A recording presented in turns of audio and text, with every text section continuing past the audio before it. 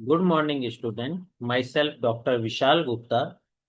I am IITian and I have done my MSc from IIT Guwahati, PhD NET and GATE qualified, ex-assistant professor in Maths Department of University of Delhi and my phone number is this. तो ये एक छोटा सा परिचय है मेरा आपके लिए। और क्या आपको मुझसे अगर कांटेक्ट करना है किसी भी तरीके से तो आप इस फोन नंबर पे मुझसे कांटेक्ट कर सकते हैं। चलिए आज का टॉपिक स्टार्ट करते हैं देर ना करते हुए।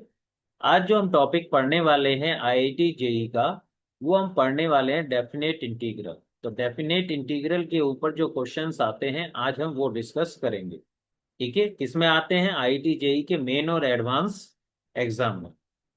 तो लेक्चर कंटेंट क्या रहने वाला है? क्वेश्चंस जो आईआईटी जेई में आए हैं वे क्वेश्चंस, वो फॉर्मूले जो यूज्ड होंगे और उनके सॉल्यूशंस आज हम डिस्कस करने वाले हैं। ठीक है, तो ये पार्ट वन है। इसी तरीके के मैनी पार्ट्स इस टॉपिक पर मैं अपलोड करने वाला हूं, तो एक एक करके आप उनके पार्ट्स चेक देख सकते हैं, समझ सकते हैं। तो टाइम वेस्ट ना करते हुए चलिए शुरू करते हैं। तो आज के जो क्वेश्चंस हैं उनमें बेसिकली जो फॉर्मूले यूज होने वाले हैं बड़े ही बेसिक फॉर्मूले हैं जो ट्वेल्थ क्लास में आपने स्टडी करे हैं। एक फॉर्मूला है integral minus a to plus a f x D x is equal to होता है two zero to a f x D x. ठीक है, when f of minus x is equal to f of x होता है, that is f x x even function है। समझ में आ गया आपको? अगर एफ एक्स इवन फंक्शन है तो यहाँ डबल हो जाता है, जीरो टू ए हो जाता है। और अगर एफ ओड फंक्शन है तो इसकी वैल्यू यहाँ पर जीरो हो जाती है। आप सभी लोग जानते हैं इवन फंक्शन का एग्जाम्पल आप क्या ले सकते हैं? Cos x. और ओड फंक्शन का आप एग्जाम्पल क्या ले सकते हैं? Sine x. ठीक है, ये एग्जाम्पल्स हो गए।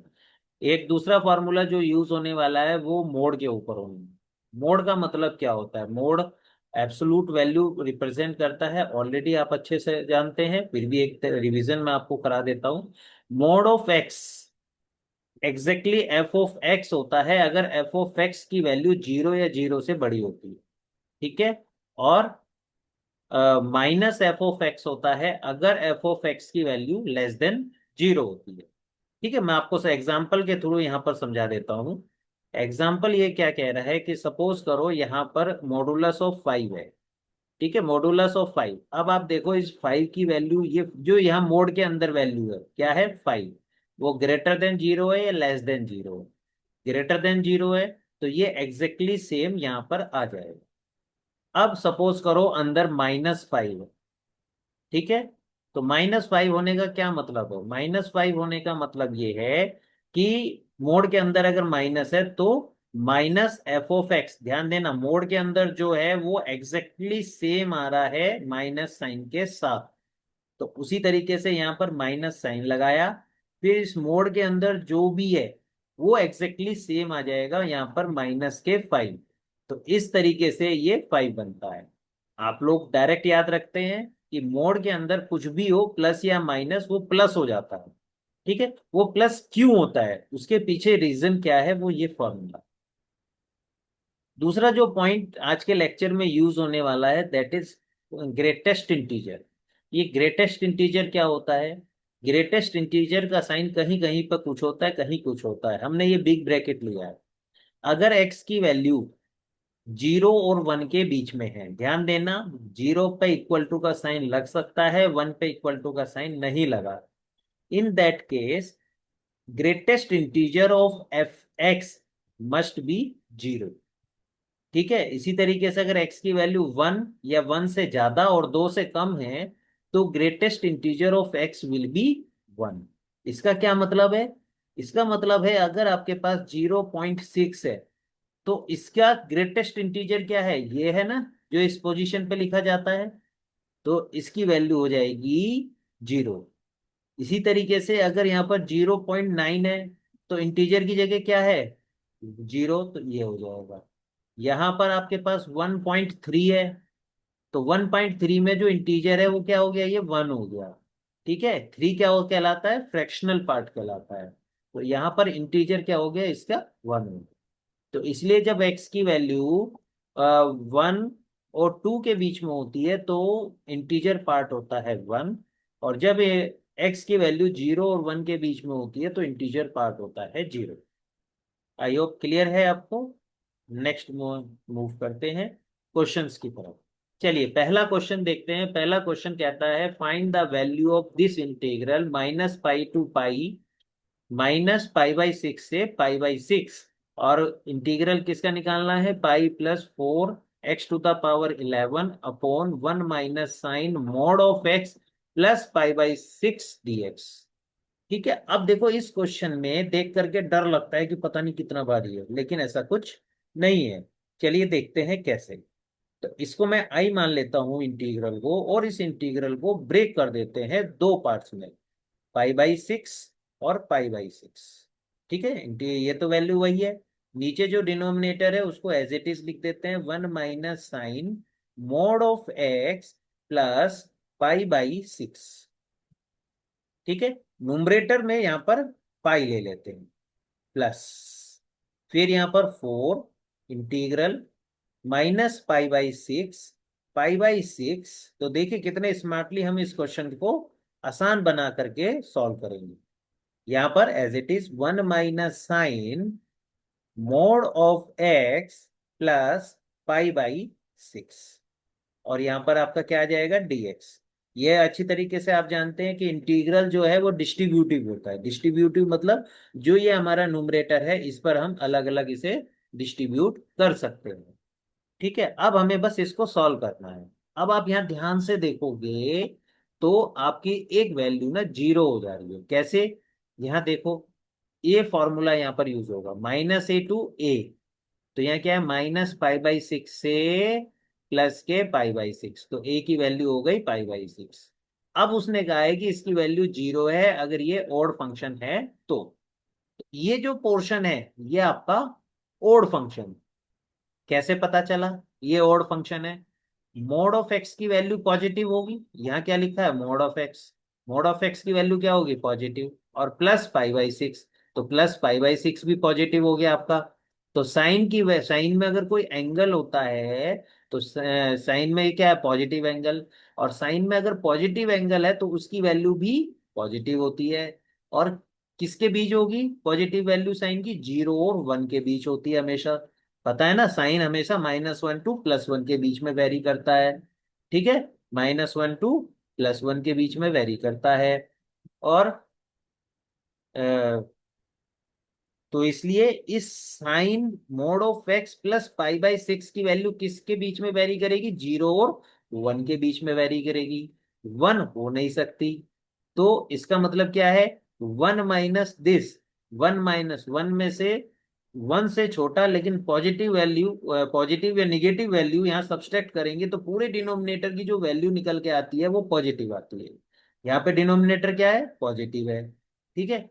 अब न्यूमरेटर में रखते हैं। न्यूमरेटर में अगर हम x की जगह -x रखते हैं तो हमें मिल रहा है -x⁻11, क्योंकि -1 की पावर 11 इक्वल टू -1। समझ में आ रहा है ना मैं क्या समझा रहा हूं आपको? ठीक है। मैंने आपको ये बता रहा हूं कि ये जो है ये ओड फंक्शन है। ओड फंक्शन का कैसे पता चल रहा है? जब हम x की जगह -x लिख रहे हैं तो हमारे पास ये निकल के आ रहा है। तो ये ओड फंक्शन है, तो ओड फंक्शन है तो इसका मतलब इसकी वैल्यू कितनी हो गई? इस फॉर्मूले से 0 हो गई। तो और इस वाले फॉर्मूले से हम यहाँ पर डबल लगा देंगे, ये हो जाएगा 2 इंटीग्रल 0 to पाई/6 pi 1 minus sine mod of x plus पाई/6 dx प्लस 0। ठीक है। अगर नहीं समझ में आया तो आप मुझे कमेंट करके पूछ सकते हैं कि ये ओड फंक्शन कैसे है। वैसे आपको समझ में आ जाएगा, आईआईटी जेई की तैयारी कर रहे हैं तो ये छोटे छोटे पॉइंट्स है जो आपको क्लियर होने चाहिए बिल्कुल एकदम। अब आप यहाँ देखो, यहाँ ये जो लिमिट्स दी है 0 और पाई/6, ये किसकी लिमिट है? एक्स की लिमिट है। कैसे पता चला? dx लिखा है। ठीक है। तो x की लिमिट 0 से पाई/6 है। दैट मीन्स x क्या है? 0 से बड़ा है। 0 से बड़ा है तो मोड ऑफ x की जगह क्या आ जाएगा? डायरेक्ट x आ जाएगा। तो आप क्या लिख सकते हो इसको? 2 पाई इंटीग्रल 0 to पाई/6 अपॉन में one upon one minus sine x plus pi by six. ठीक है, क्वेश्चन अभी खुद ही बता रहा है, देखो आपको करना क्या है, बस आपको समझना है। अब बताओ इसमें क्या करोगे, इसमें क्या इश्यूज आ रहे हैं। इसमें इंटीग्रल में इशू क्या आ रहा है, ये एंगल इशू आ रहा है। आ रहा है ना ये एंगल इशू। तो हम क्या करते हैं ऐसे केस में, मान लेते हैं let x plus pi by six is equal to t. तो जब ऐसा मानते हैं तो डिफरेंशिएट करते हैं, dx इक्वल टू क्या आ जाता है, dt। तो हमारा i किसके इक्वल आ जाएगा, i is equal to 2 pi, limits देखो, x की जगह अगर हम जीरो रखते हैं, x की लोअर लिमिट जीरो रखते हैं x की जगह इसमें, तो t की वैल्यू आ जाती है पाई बाई सिक्स। और अगर हम यहाँ पर x की जगह ये रखते हैं upper limit pi by six, तो ये आ जाता है t की value pi by six plus pi by six pi by three. और यहाँ क्या बन जाता है, one upon one minus sine t, ये बन जाता है। ठीक है, और dx की जगह क्या आ जाता है, dt आ जाता है। अब आप इसको कैसे इंटीग्रेट करोगे, इंटीग्रेट करने का वही दो तरीके हैं आपके पास। ठीक, तो इसके अब यहाँ इस केस में ध्यान देना कैसे करोगे इंटीग्रेट, इसके कॉन्जुगेट से ऊपर नीचे मल्टीप्लाई कर दो, one plus sine t, one plus sine t. तो यहां हमारे पास क्या आ जाएगा, 2 pi integral pi by six to pi by three, यहां पर वन प्लस साइन टी। और ये क्या हो जाएगा, one minus sine square t. और one minus sine square t को हम क्या लिख सकते हैं, cos square t d t. ठीक है, इसके बाद हम आगे कैसे करेंगे, इसको हम लिख सकते हैं 2 pi integral pi by six pi by three. अब one upon cos square t plus sine t upon cos square t, ये लिख दो। ठीक, समझ में आ गया ना, इसको हम क्या लिख सकते हैं, one upon cos square t plus sine t upon cos square t d t. फिर again 2 pi integral pi by six to pi by three, one upon cos square t को हम क्या लिख सकते हैं, sec square t plus sine t upon cos t, इसको हम क्या लिख सकते हैं, tan t sec t d t. बन गए ना फॉर्मूले जो आपको पता है। बस इसमें आगे क्या करेंगे, 2 पाई सेक स्क्वायर टी का इंटीग्रेशन क्या होता है आप जानते ही हो, tan t plus tan t sec t का डिफरेंशिएशन क्या होता है, सेक टी। और यहां पर पाई बाई सिक्स से पाई बाई थ्री हो गया। Okay, then is equal to, अब इसमें हम क्या करेंगे, लिमिट रख देंगे। सबसे पहले पाई बाई थ्री रखते हैं, ten pi by three, ten pi by three मतलब 1060 डिग्री, और 1060 डिग्री की वैल्यू कितनी होती है, √3। फिर माइनस, अब ये रख देते हैं, या चलो इसमें ही रख देते हैं। फिर plus pi by three sec T में रखते हैं, sec pi by three, sec pi by three की वैल्यू कितनी होती है, सेक 60 डिग्री की, यानी कि कॉस 30 डिग्री, यानी कि 2 हो गई आपकी।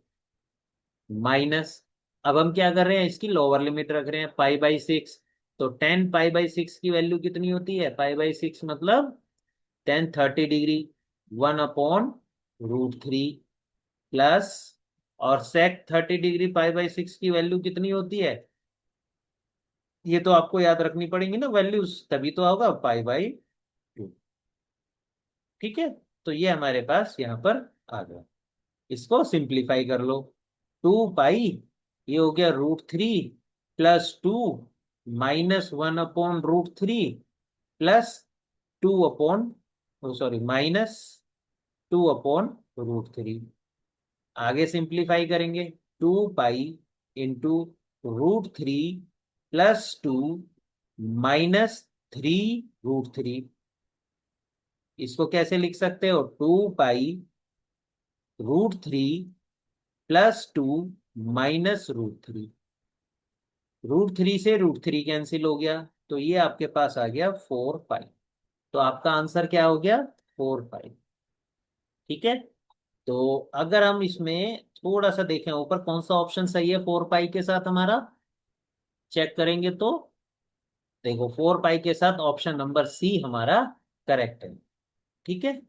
तो बेसिकली यहाँ पर हमारा ऑप्शन कौन सा सही हो गया? ऑप्शन सी हमारा करेक्ट है। चलिए अब इसमें आपने सीखा क्या वो समझ लेते हैं।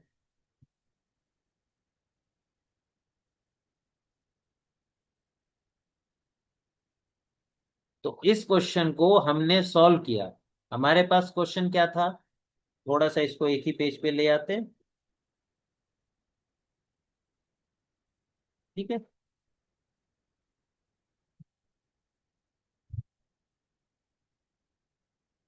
ठीक है, ये हमारा क्वेश्चन था। ठीक है, इस क्वेश्चन को हमें सॉल्व करना था, तो कैसे किया हमने? इस क्वेश्चन में हमने इसको न्यूमरेटर को दो पार्ट्स में डिवाइड कर दिया, इसमें और इसमें डिवाइड कर दिया। तो ऐसे डिवाइड करके एक इवन फंक्शन बन गया और एक हमारा ओड फंक्शन बन गया। ठीक है।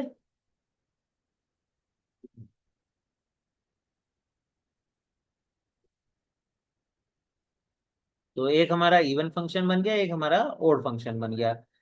ओड फंक्शन की वैल्यू 0 हो गई, इवन की डबल हो गई।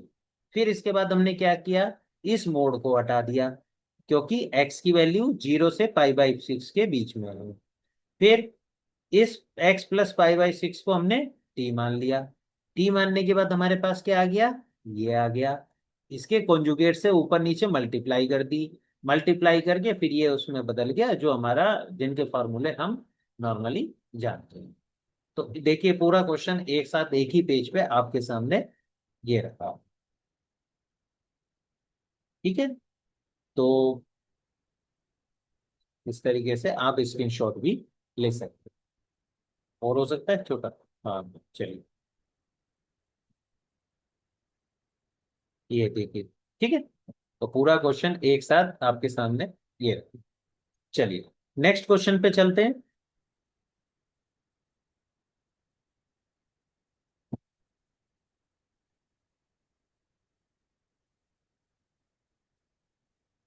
Question number 2।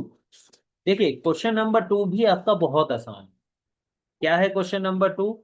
क्वेश्चन नंबर 2 है, let f be a polynomial function such that f of x² + 1 is equal to this, then find the value of integral 0 to 3 fx ds is equal to what?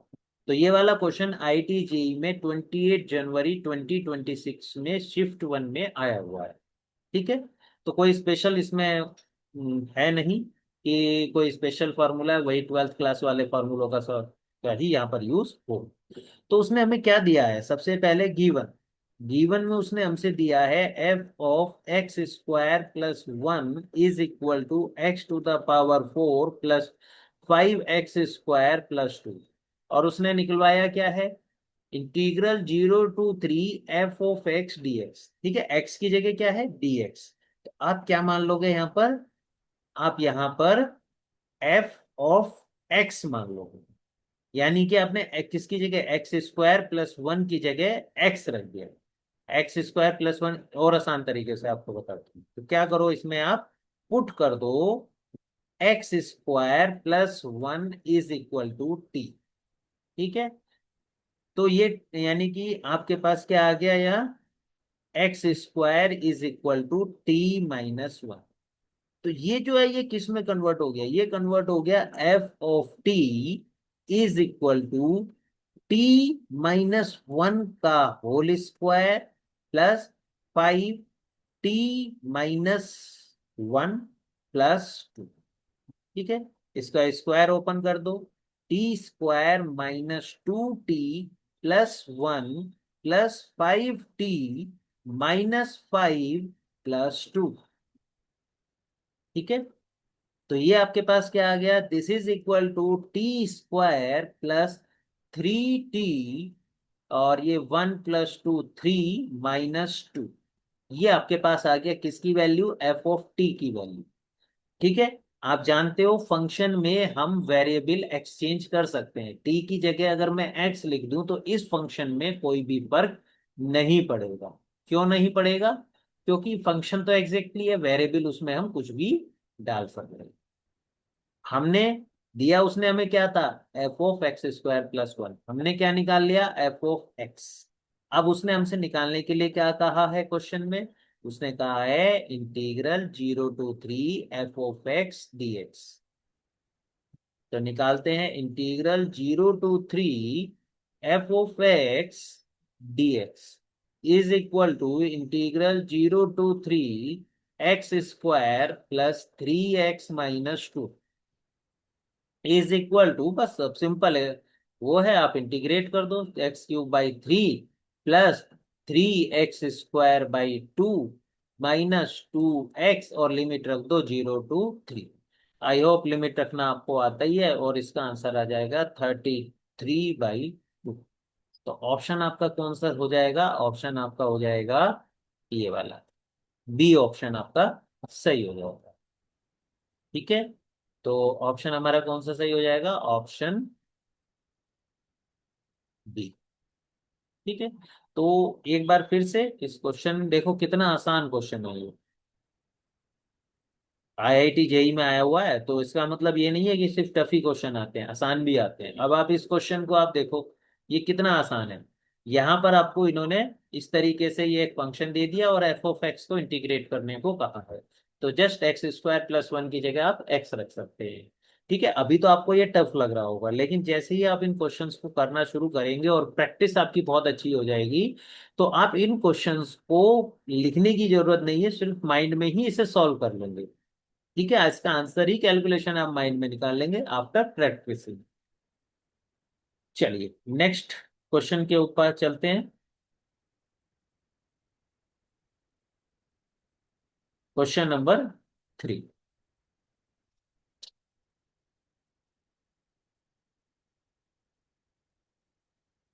देखिए, ये वाला question भी आपके IIT JEE में 4 अप्रैल 2025 के second shift में आया हुआ है।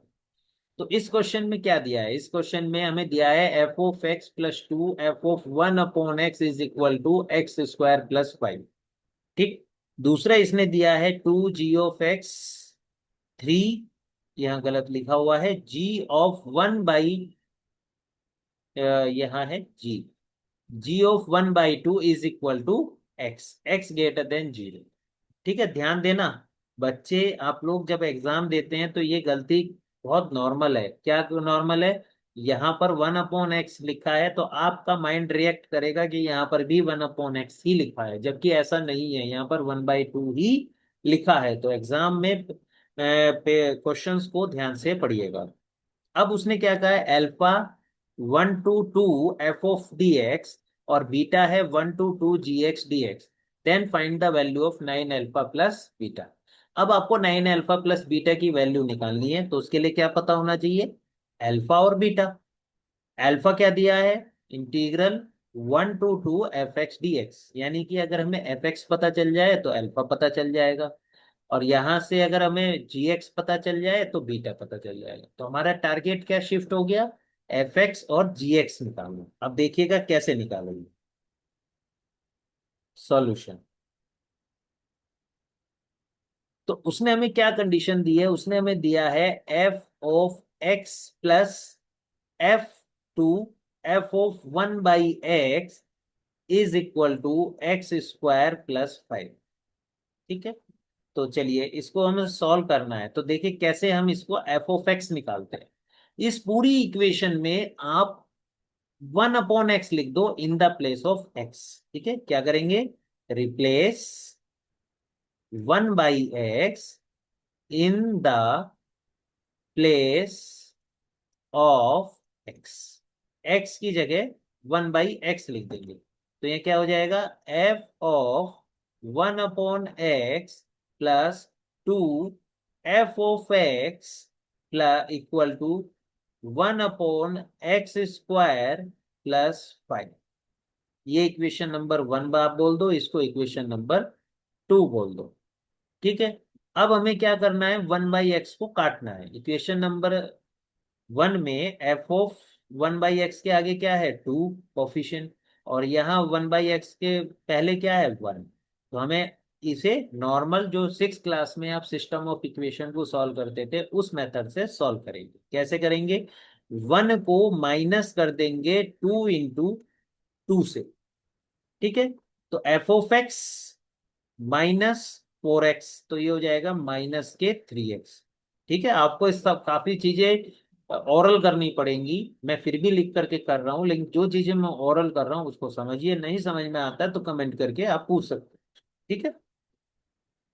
तो यहां पर हमने क्या करा, थ्री एफ ऑफ एक्स कैसे आया, एफ ऑफ एक्स में से माइनस के फोर एफ ऑफ एक्स हमने सब्सट्रैक्ट कर दिया। अब यहाँ क्या लिखा है, two f of one upon x, इसको टू से मल्टीप्लाई करेंगे तो ये भी हो जाएगा two f of one upon x, इनको सब्सट्रैक्ट करेंगे तो ये कट जाएगा, इज इक्वल टू यहाँ क्या आ जाएगा, x square plus five minus two upon x square minus ten, ये हमारे पास आ गया। तो इसको अगर हम लिखेंगे तो minus three f of x is equal to x square minus two upon x square minus five, ये हमारे पास आ गया। और एफ ऑफ एक्स हमारे पास आ गया is equal to minus one by three x square plus two by three x square plus five by three, ठीक है, ये आपके पास आ गया। अब आप इसको क्या करेंगे, आपको एफ ऑफ एक्स मिल गया, अल्फा क्या था आपका, जो क्वेश्चन में दिया था हमें एफ ऑफ एक्स ही तो निकालना था, एफ ऑफ एक्स निकलते ही हमारा अल्फा निकल गया। अल्फा क्या है, integral one to two F x D X, integral one to two F x D X, alpha है integral one to two F x D x, इसको आप इंटीग्रेट कर ही लोगे। क्या है ये, इसका इंटीग्रेशन आपके लिए कोई मुश्किल तो है नहीं, minus one by three x cube by three plus two by three x to the power minus one upon minus one plus five by three x, ठीक है। लिमिट हो गई वन टू टू, लिमिट रखना मैं आपके लिए छोड़ रहा हूं, और इससे अल्फा की वैल्यू जो हमारे पास निकल के आएगी that is eleven upon nine nine, ठीक है। समझ में आ गया अल्फा कैसे निकाला। अब हम निकालते हैं बीटा, बीटा निकालने के लिए हमें क्या चाहिए, जी, जी ऑफ एक्स। हमें गिवन क्या है, हमें गिवन है टू जी, मैं वो चेंज कर लेता हूँ कलर, इससे कंफ्यूजन ना हो, ठीक है। तो दिया है two ji of x minus three g of one by two is equal to x. अब ध्यान देना यहाँ पर, यहाँ आप लोग वन बाई टू नहीं पढ़ते हो एग्जाम में, आप क्या पढ़ते हो एग्जाम में, वन बाई एक्स, क्यों, क्योंकि प्रेशर होता है एग्जाम का, तो ध्यान से पढ़िएगा। तो वन बाई टू, अब इसमें हमें किसकी वैल्यू निकालनी है, जी ऑफ एक्स की, जी ऑफ एक्स की वैल्यू निकालने में प्रॉब्लम क्या क्रिएट कर रहा है, one by two, ji of one by two, कैसे निकालेंगे ध्यान से समझिए। इस इक्वेशन वन में पुट कर दो x equal to one by two, जैसे आप x equal to one by two put करते हो तो ये हो जाता है two ji of one by two minus three g of one by two, ये एज इट इज रहेगा क्योंकि आप x की जगह वन बाई टू पुट कर रहे हो, वन बाई टू। तो ये क्या हो जाएगा, minus two minus three minus one g of one by two is equal to one by two. तो g of one by two की वैल्यू कितनी आ गई, माइनस वन बाई टू, इसको क्या करोगे, पुट इन वन, वन में रख दो। जैसे आप वन में रखते हो तो ये हो गया two ji of x is equal to minus minus plus, sorry ये इक्वल टू नहीं आएगा, plus three by two is equal to X. तो ये आपके पास हो गया two ji of x is equal to X minus three by two, और G of x is equal to X by two minus three by four, ठीक है। Beta की वैल्यू क्या है, अब हमें क्या निकालना है, बीटा की वैल्यू, बीटा की वैल्यू क्या है, integral one to two ji of x D x, इसको इंटीग्रेट कर दो, इंटीग्रेट करोगे तो क्या आ गया, x square by four minus three by four x, और लिमिट कितनी रखनी है, 1 से 2। जब आप इसकी बीटा की वैल्यू लिमिट्स निकालोगे, वैल्यूज निकालोगे इसमें रख के, तो इसका answer will comes to you 0। ठीक है, लिमिट्स रखना तो आप जानते हो। तो अल्फा की वैल्यू कितनी आई, 11/9। बीटा की वैल्यू कितनी आई, 0। और निकालना क्या था हमें, 9 अल्फा प्लस बीटा। ठीक है, तो उसने हमें क्या निकालने को कहा है, now 9 alpha plus beta is equal to 9 × 11/9 plus 0। 9 से 9 कैंसिल हो गया, इज इक्वल टू 11। 11 हमारा आंसर आ गया। और ऑप्शन में देखो कौन सा ऑप्शन सही है हमारा, हमारा ऑप्शन डी सही है।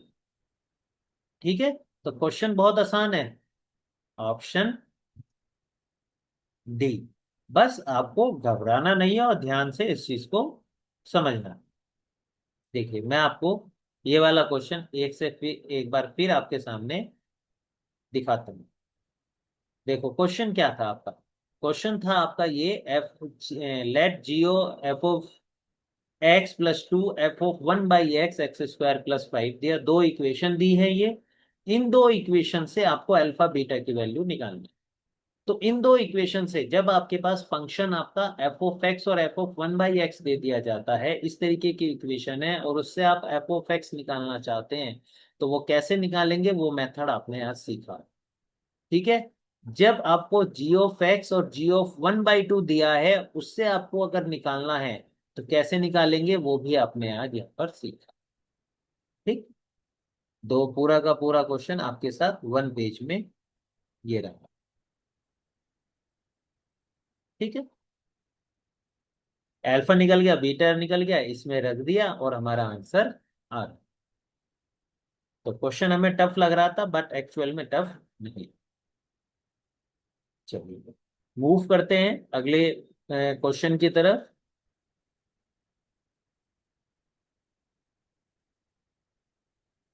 Question number 4। ठीक है, क्वेश्चन नंबर 4, इसमें ये वाला क्वेश्चन भी देखिए, आपका आईआईटी जेई में 29 जनवरी को 2025 में फर्स्ट शिफ्ट में आया हुआ है। तो लेट्स डिस्कस कि इस क्वेश्चन को कैसे सॉल्व करते हैं। द इंटीग्रल क्या दिया है, 80 to π/4 sin θ + cos θ/9 + 16 sin 2 theta. तो चलिए स्टार्ट करते हैं। I is equal to 80 integral 0 to π/4 sine theta plus cos theta upon 9 + 16 sin 2 theta D theta. देखो यहाँ क्वेश्चन में क्लियर पता चल रहा है कि साइन थीटा कोस थीटा है और नीचे sin 2 थीटा है।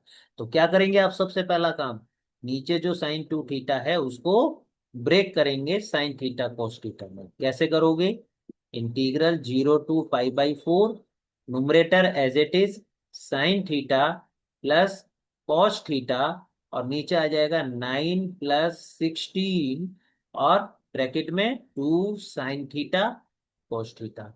तो sin 2 थीटा का फॉर्मूला हमने क्या लिख दिया, जो फॉर्मूला होता है sin 2 sin 2 cos 2। देखना अब जादू क्या होगा, किस तरीके से ऐसे क्वेश्चंस को सॉल्व किया जाता है। अब जैसे ही आपने देखा 2 sin 2 cos 2, आपका माइंड क्या रिएक्ट करेगा, इसको स्क्वायर बना दें। इसको स्क्वायर बनाएंगे तो क्या हो जाएगा उससे, देखिएगा क्या होगा उससे।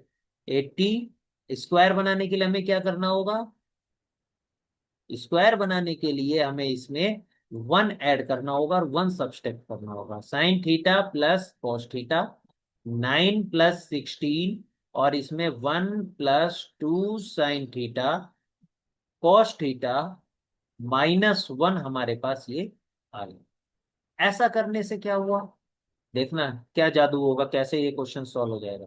इज इक्वल टू 80 0 to π/4, और ये हो जाएगा आपका sin प्लस कॉस, और ये हमारे पास क्या बन जाएगा, 9 + 16, यानी ये वाला 1 तो ले गए हम ब्रैकेट से बाहर, और इस वाले के साथ हमने क्या करा, इसको हमने यहाँ पर माइनस भी हमने कॉमन ले देंगे। समझ में आया ना क्या हुआ है, चलो मैं आपको पूरा ही करके दिखाता हूँ, देखो। अब यहाँ पर क्या हुआ है, यहाँ पर ये 16, ये हो जाता है आपका 16। इस वन को हम अंदर भेज देते हैं, 16 को अंदर भेज देते हैं। अंदर भेजते हैं तो इसको हम कैसे लिख सकते हैं, +16 two sine theta cos theta -1 d theta, लिख सकते हैं ऐसा। क्या करा हमने, 16, इस वन को 16 से मल्टीप्लाई करके ब्रैकेट से बाहर निकाल दिया। अब हम क्या करेंगे, 80 integral 0 to π/4 sine theta plus cos theta, ये हो गया 9 + 16, आपके पास कितना हो गया 25, प्लस, अब यहां से माइनस कॉमन लेते हैं, -16, ये क्या हो जाएगा 1 - 2 sine theta cos theta D theta.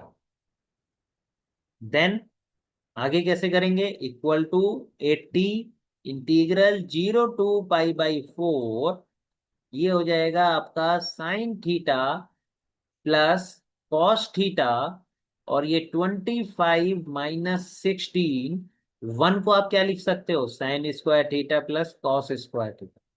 जानते हो ना आइडेंटिटी क्या होती है, sine square theta plus cos square theta equal to 1। तो इस वन की जगह हमने क्या लिख दिया, sine square theta plus cos square theta. तो ये क्या बन गया, sine theta minus cos theta का होल स्क्वायर डी थीटा। आया मजा।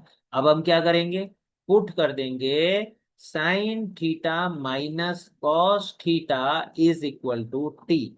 ऐसा करते ही हमारे पास क्या हो जाएगा, I is equal to 80 integral, ऐसा करते ही क्या हो गया, साइन थीटा को क्या लिख सकते हो, cos theta minus minus plus sine theta D theta is equal to d T.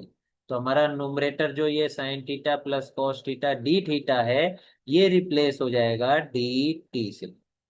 और यहाँ पर 25 - 16 टी स्क्वायर। हमारा क्वेश्चन जो थीटा में इतना था वो चेंज होके आ गया ये। लिमिट्स भी रख देते हैं। सबसे पहले लोअर लिमिट रखते हैं 0, इसमें रखते हैं लोअर लिमिट 0, तो ये हो जाएगा 0 - 1 यानी कि -π/4 रखते हैं, साइन π/4 माइनस कोस π/4, 1/√2 माइनस 1/√2 यानी कि 0। बस आगे इसमें इसे सिंप्लीफाई करके इसको आगे आगे सॉल्व कर ही लेंगे। कैसे करेंगे इसको सॉल्व, इसको सॉल्व करने का तरीका है, इज इक्वल टू, इसे आप लिख सकते हो 80, ठीक है, इंटीग्रल -1 to 0। अब हम यहाँ क्या करेंगे, पार्शियल फ्रैक्शन करेंगे। पार्शियल फ्रैक्शन में क्या करेंगे, इसके फैक्टर करेंगे। फैक्टर क्या हुए, 5 - 4t और 5 + 4t dt। ठीक है, लिख सकते हैं हम इसे यहाँ पर। कौन सा फॉर्मूला लगाया हमने, a² - b² is equal to होता है a+b इंटू a-b। ये वाला फॉर्मूला हमने यहाँ पर लगाया है। ठीक है। अब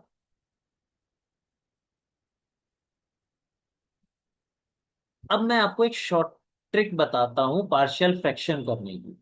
ठीक है, पार्शियल फ्रैक्शन करने की शॉर्ट ट्रिक क्या है, यहाँ 5 - 4t लिख लो, यहाँ पर भी 5 - 4, यहाँ दूसरा फैक्टर लिख लो 5 + 4t।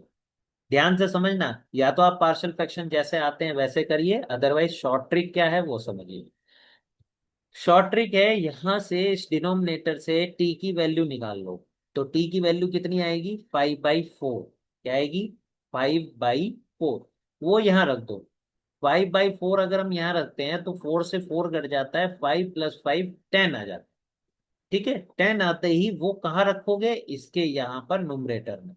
समझ में आ गया क्या मैंने आपको बताया, इससे टी की वैल्यू निकालो, निकाल के इस वाले फैक्टर में रखो, जो आंसर आएगा उससे मल्टीप्लाई करो।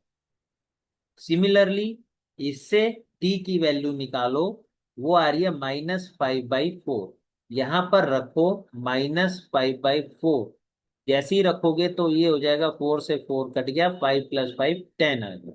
तो यहां पर भी आप रख दोगे 10, यहां हो गया प्लस प्लस और ये डी टी।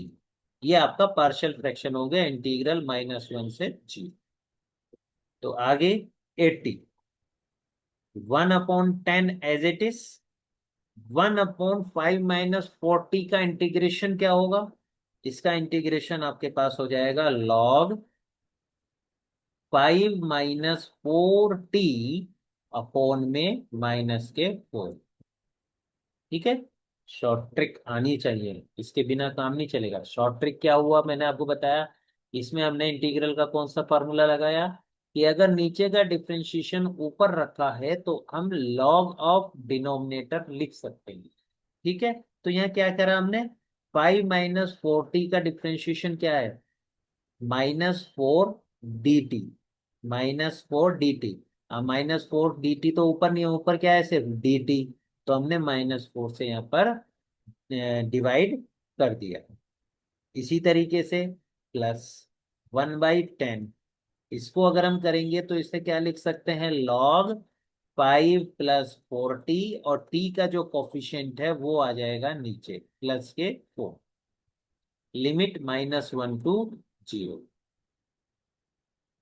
बस अब इसे आगे हम सॉल्व कर लेंगे। 1/10 कॉमन ले लेंगे तो बाहर से कटने के बाद बाहर बचेगा सिर्फ 8, और 4 भी कॉमन ले लीजिए, तो यहाँ से हमने 4 कॉमन ले लिया, तो यहाँ बचा minus log 5 - 4t plus log 5 + 4t और -1 to 0। अब इसमें हम क्या करेंगे, लिमिट्स रख देंगे। लिमिट्स रखते हैं, 4 से 8 कट गया तो बाहर रह गया 2। सबसे पहले हमने 0 रखी तो -log 5 आ गया हमारे पास। ठीक है। फिर हमने इधर रखी +log 5 आ गया हमारे पास। अब -1 रखते हैं, तो माइनस माइनस प्लस, तो लॉग माइनस, ये आ गया 9 आ गया।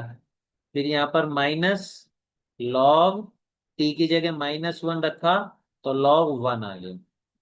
ठीक, इससे कट गया ये। log 1 की वैल्यू होती है 0, तो ये आ गया 2 log 3।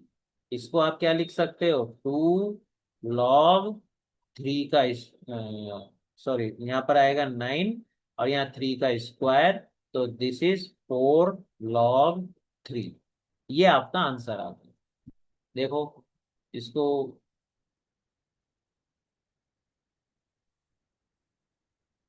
ठीक है। तो ये हमारा क्वेश्चन था, इसको हमने इस तरीके से यहाँ पर सॉल्व किया। इसमें हमने क्या किया यहाँ पर, देखो। ठीक है। तो हमारा क्या आया था आंसर, 4 log 3, यानी ऑप्शन ए वाला, ऑप्शन ए करेक्ट है। तो हमारे पास क्या आया था, क्वेश्चन क्या था, ध्यान से समझना इस चीज को। क्वेश्चन था हमारे पास ये वाला, हमने क्या करा, हमने sin 2 थीटा का स्क्वायर बनाया। तो आज के बाद जब भी 2 थीटा आ जाए और न्यूमरेटर में sin थीटा + cos थीटा है, तो आपको क्या करना है, स्क्वायर बना के उसको लेट कर लेना। स्क्वायर कैसे बनाएंगे वो आपने यहाँ पर आज सीख लिया। ठीक है, ये स्क्वायर बनाना आपने सीख लिया, इसको आपने टी मान लिया। टी मान के पार्शियल फ्रैक्शन कर दिया, और पार्शियल फ्रैक्शन करने के भी शॉर्ट ट्रिक है, वो मैंने आज आपको सिखाई है। तो ध्यान रखना, क्या बताया है, पहले फैक्टर से टी की वैल्यू निकालो, दूसरे फैक्टर में रखो, जो आंसर आए वो यहाँ पर डिनोमिनेटर में रख दो। ठीक है, क्लियर है बात, आपको समझ में आ गई। अब इसके बाद इसे नॉर्मल तरीके से सॉल्व करेंगे तो ये आपका आंसर आ जाएगा, यानी कि ऑप्शन आपका ए करेक्ट है। ठीक है। आई होप आपको ये क्वेश्चन भी समझ में आ गया होगा। अगर ये पूरा का पूरा क्वेश्चन एक पेज पे आप देखना चाहें तो वो ये रहा आपके सामने। थोड़ा सा और करता हूँ, आप स्क्रीनशॉट भी इसका इजीली ले सकते हैं। और छोटा कर देते हैं, ये लीजिए। ठीक है। चलिए, अब हम नेक्स्ट क्वेश्चन नंबर 5 पर चलते हैं।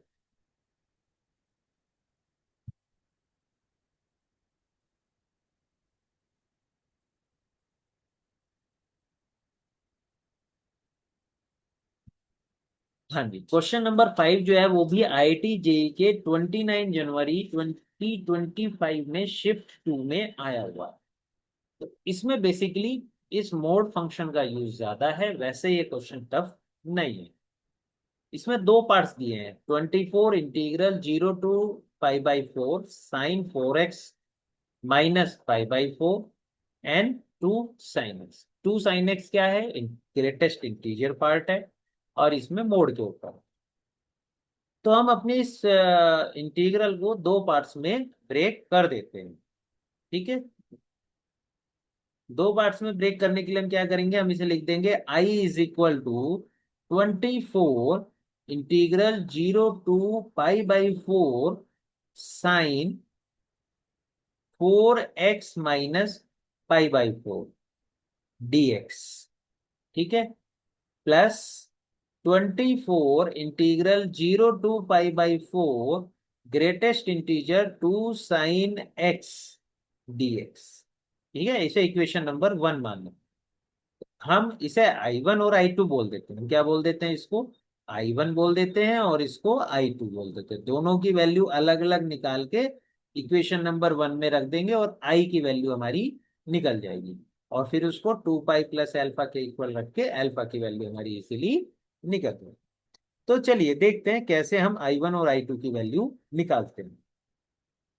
अब आप देखो, I1 आपका क्या है, आइए I1 पे काम करते हैं। I1 है 24 integral 0 to π/4 sin 4x - π/4 dx। अब आपको मोड हटाना है, किस पे हटाना है।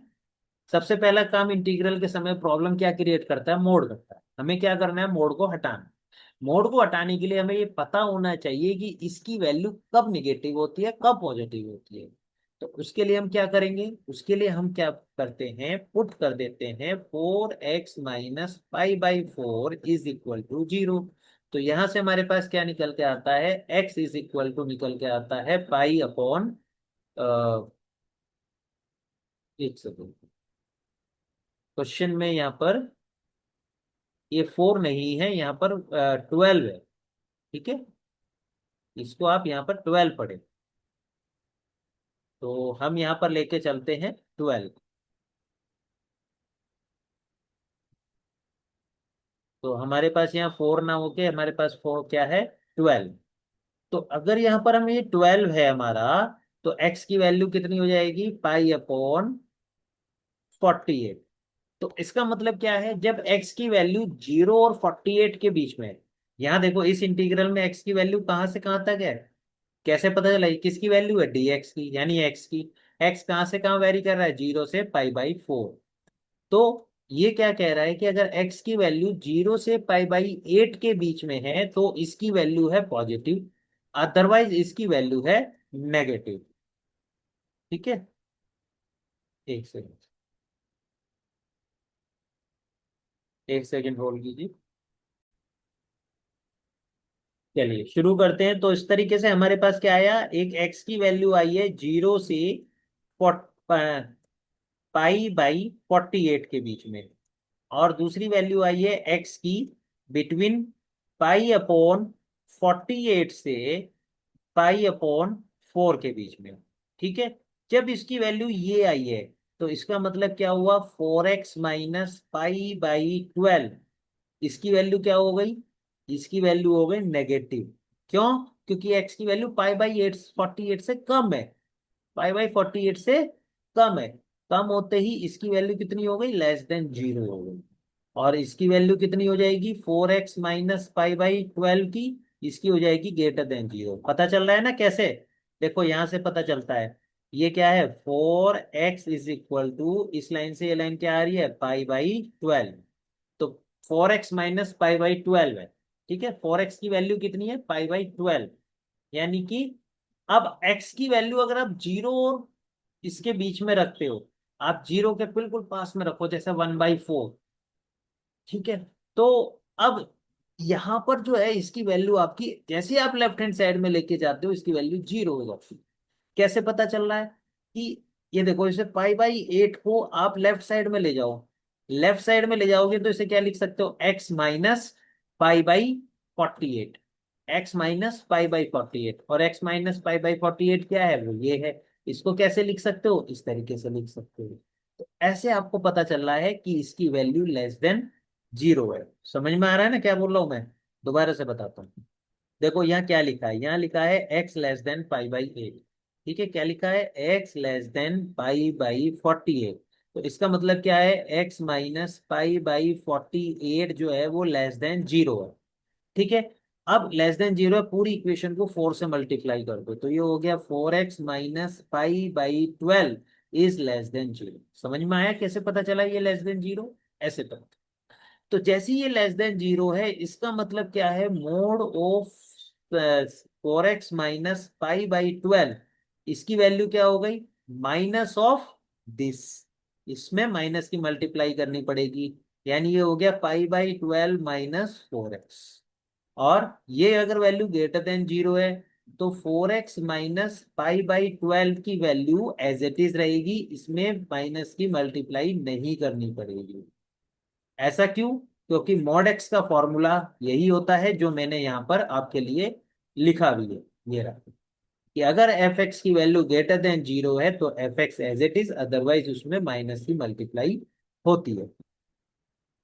ठीक है, ये हमारे पास आ गया। तो हमारा आई वन क्या चल रहा था, हमारा आई वन चल रहा था, I one is equal to 24। ये चेंज हो जाएगा जीरो टू पाई बाई 48 में, plus integral pi by 48 to pi by 4 में। तो ये हमारे पास हो जाएगा sine pi by 12 minus 4x dx। ठीक है, जब आपको प्रैक्टिस हो जाएगी, समझ में आ जाएगी चीज, तो ये चीज आपके लिए बहुत आप मोजमानी कर लेंगे बिना लिखे। ठीक है, तो वहीं से आपकी वो स्पीड बनती चली जाएगी dx। ठीक है, क्लियर हो गया, आपकी समझ में आ गई बात ये। अब आप क्या करेंगे, इसको, इसमें आप इसको इंटीग्रेट कर देंगे। इंटीग्रेट करना आप लोगों को आता ही है। 24 साइन, अब साइन का भी यहाँ पर ये नहीं कि पाई बाई 12 माइनस 4x को आप टी रखेंगे या फिर सॉल्व करेंगे, इसको डायरेक्ट करिए। साइन एक्स का इंटीग्रल क्या होता है, कॉस एक्स।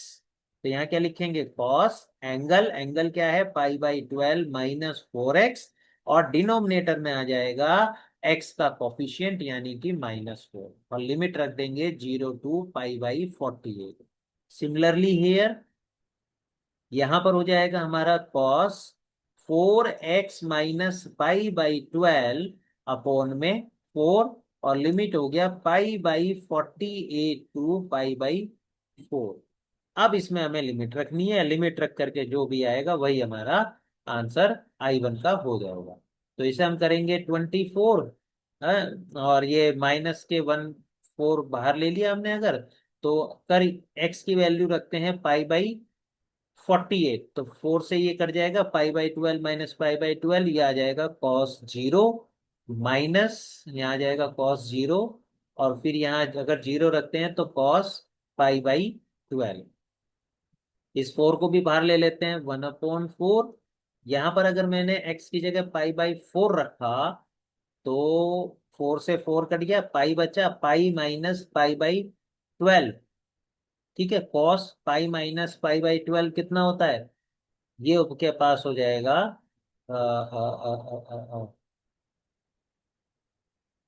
सॉरी, यहाँ पर हम जब इंटीग्रल करते हैं तो हमारे पास क्या आना है, माइनस भी तो आता है। थोड़ा सा एक यहाँ पर हमने गड़बड़ कर दी। क्या गड़बड़ कर दी, जब साइन का हम इंटीग्रल कर रहे थे तो यहाँ माइनस भी आएगा, और यहाँ पर माइनस आएगा। इस माइनस से माइनस कट जाएगा तो यहाँ पर प्लस हो जाएगा, और ये माइनस यहाँ आकर के यहाँ पर माइनस हो जाएगा। ठीक है, चलिए आगे करते हैं हम। तो जब हम यहाँ ये करेंगे तो ये हो जाएगा आपके पास minus cos pi minus pi by 12, minus तो बाहर निकल गया तो ये प्लस हो गया, सॉरी हाँ माइनस, नहीं प्लस, सॉरी सॉरी। ठीक है, माइनस, और फिर यहाँ पर 48 कर देंगे तो ये आ जाएगा कॉस जीरो। ठीक है, नेक्स्ट चलते हैं आगे। तो ये हमारे पास हो जाएगा यहाँ पर 6, कॉस जीरो की value 1, minus cos pi by 12 -1/4, और कॉस पाई माइनस थीटा कितना होता है, minus cos theta. Cos pi minus theta होता है माइनस कॉस थीटा, तो ये हो जाएगा -cos π/12 -1। और इस 24 की जो मल्टीप्लाई है वो पूरे में है, ठीक है, सिर्फ इसी में नहीं है यहाँ पर। देखिए आप, ये 24 की जो मल्टीप्लाई है वो पूरे में है। ये जो 24 हमारा मल्टीप्लाई हो रहा है ना वो पूरे में हो रहा है, तो 24 आपका यहाँ भी आएगा, यहाँ भी आएगा, एंड यहाँ भी आएगा, और फिर इसकी जगह यहाँ पर आ जाएगा आपका 6। ठीक है, तो ये आपके पास आ गया, तो दिस इज 6 आपका कॉमन आ गया, तो 1 - cos π/12 +cos π/12 +1। π/12 से π/12 कट गया, तो ये हो गया आपके पास 6 × 2 = 12। तो I1 की वैल्यू निकल करके आपके सामने आ गई 12। अब हमें किसकी वैल्यू निकालनी है, अब हमें निकालनी है I2 की वैल्यू। ठीक है, I2 क्वेश्चन से मुझे याद है कि मैं लिख देता हूं, वही आपका होगा। I2 होगा हमारा इंटीग्रल, चलिए मैं आपको दिखा देता हूँ फिर भी एक बार। I2 क्या है, 24 0 to π/2 2 sin x। 24 0 to π/2। I2 है हमारा 24 0 to π/2 2 sin x dx। ठीक है, अब ध्यान देना यहाँ पर 0 to π/4, यहां पर आप ध्यान दो, सब हम x की वैल्यू यहाँ लोअर लिमिट रखते हैं, तो sin 0 की वैल्यू 0, और वह x की जगह अपर लिमिट रखते हैं π/4, तो उसकी वैल्यू होती है 1/√2, यानी कि 2/√2, यानी √2। तो अगर हमारी x की वैल्यू 0 और π/4 के बीच में है, तो हमारी साइन साइन x की वैल्यू, क्या मैं आपको बता रहा हूं, x की वैल्यू अगर 0 और π/4 के बीच में है, तो साइन x की वैल्यू जो है हमारी 0 और 1.4 के बीच में। अब यहाँ ये प्रॉब्लम क्रिएट करता है, और 2 sin x की वैल्यू किसके बीच में है, ये आपकी 2.8 और 0 के बीच में है। हमें क्या करना है, ये बिग ब्रैकेट क्या रिप्रेजेंट कर रहा है, यहाँ पर ये कर रहा है आपका ग्रेटेस्ट इंटीजर। तो हमें ग्रेटेस्ट इंटीजर को यहाँ से फाइंड आउट करना है। तो ऐसे में हम कैसे करेंगे, अब आप देखो साइन एक्स की वैल्यू 0 और 1 के बीच में कहाँ है, 1 पे कहाँ पर होती है, साइन एक्स की वैल्यू यहाँ ये 2 है, ठीक है, 2 इसको 1 से बड़ा बना रहा है। तो हमें अभी चेक करना है कि इसकी वैल्यू 0 और 1 के बीच में कब पड़ेगी, 1 और 2 के बीच में कब पड़ेगी। ठीक है, तो हम क्लियरली यहाँ पर देख पाएंगे कि अगर साइन एक्स की वैल्यू 1/2 है, तो 2 sin x की वैल्यू 1 हो जाती है। ठीक है, साइन एक्स की वैल्यू अगर 1/2 है, तो 2 sin x की वैल्यू 1 हो जाती है। और साइन एक्स की वैल्यू 1/2 कब होगी, जब x की वैल्यू π/6 होगी। ठीक है, तो हम क्या करेंगे, हम यहाँ पर दो बातें बनाएंगे, x जब 0 और π/6 के बीच में हो। ठीक है, दूसरा, जब x π/6 और π/4 के बीच में, π/6 मतलब 30 डिग्री। ठीक है, π/4 से ज्यादा तो हो ही नहीं सकता। अब अगर x की वैल्यू फाइव 0 और π/6 के बीच में है, तो साइन x की वैल्यू किसके बीच में होगी, 0 और 1/2 के बीच में। और 2 sin x की वैल्यू किस किस के बीच में होगी, 0 और 1 के बीच में। क्लियर हो गई बात। अब यहां आ जाओ, साइन एक्स की वैल्यू किस किस के बीच में होगी, साइन एक्स की वैल्यू 1/2 और 1/√2 के बीच में होगी। और 2 sin x की वैल्यू किस किस के बीच में होगी, 2 sin x की वैल्यू 1, और 2 से मल्टीप्लाई कर देंगे √2, और √2 की वैल्यू होती है 1.4 के बीच में होगी। ठीक है। अब अगर ऐसा है तो अगर हम ग्रेटेस्ट इंटीजर 2 sin x की बात करें, तो ग्रेटेस्ट इंटीजर की वैल्यू क्या होगी जब इस 2 sin x की वैल्यू 0 और 1 के बीच में है, तो 0 और 1 के बीच में कोई भी रियल नंबर लोगे तो उसका ग्रेटेस्ट इंटीजर क्या होगा? 0। इसी तरीके से 2 sin x की वैल्यू जब 1 और 1.4 के बीच में है, तो greatest integer of 2 sin x क्या होगा? वो होगा आपका 1। तो हम अपने I2 को ब्रेक कर लेंगे टू पार्ट्स में, 24, 0 से π/6 2 sin x dx plus 24 π/6 to π/4 2 sin x dx। ठीक है, इनकी वैल्यूज रख दो। इनकी वैल्यू हो गई 24 × 0 to π/6 0 dx plus 24 × π/6 to π/2 1 dx। तो इसकी वैल्यू 0 प्लस 24 x लिमिट π/6 से π/4 लिमिट्स यहाँ पर रख दो। लिमिट रख दोगे तो ये हो जाएगा आपका 24 π/4 - π/6। तो this will be comes to you 24, LCM ले लेंगे हम यहाँ पर 12। तो ये हो जाएगा आपका 2 माइनस, तो माइनस, एक सेकेंड, हाँ I2 की वैल्यू आ जाएगी हमारे पास π/4 - π/6 प्लस के π/6 π/12 सॉरी। तो ये हमारे पास आ गया 2 पाई। तो I2 और I1 की वैल्यू किस में रख देंगे? I में। I क्या था? I1 plus I2। I1 की वैल्यू हमने क्या निकाली थी? I1 की वैल्यू हमने निकाली थी 12, और इसकी निकाली है 2 पाई। 12 + 2 पाई। अब क्वेश्चन में क्या कहा है? क्वेश्चन में कहा है कि इस I की वैल्यू इक्वल टू है 2 पाई प्लस एल्फा के, और हमें एल्फा की वैल्यू निकालनी। ठीक है, तो क्लियरली आप यहाँ देख पा रहे हो कि अगर इसको मैं 2 पाई प्लस एल्फा के इक्वल रख देता हूँ, जो हमारी I की वैल्यू आई है, एज पर क्वेश्चन अगर मैं इसको 2 पाई प्लस एल्फा रख देता हूँ बाई क्वेश्चन, तो एल्फा कितना आ गया? एल्फा इज इक्वल टू आ गया 12। ये हमारा आंसर है, एल्फा इक्वल टू 12। तो कौन सा ऑप्शन हमारा सही हो गया? हमारा हो गया option number C. Option C हमारा सही है।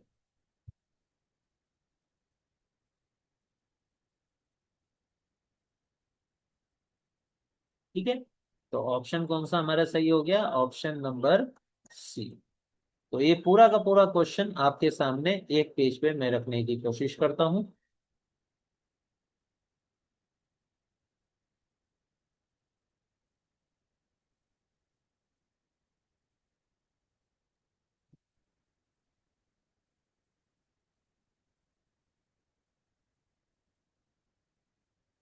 देखिए, ये रहा आपके सामने एक पेज पे एक साथ।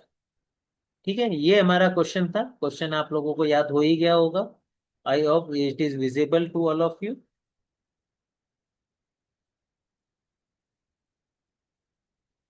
ठीक है, तो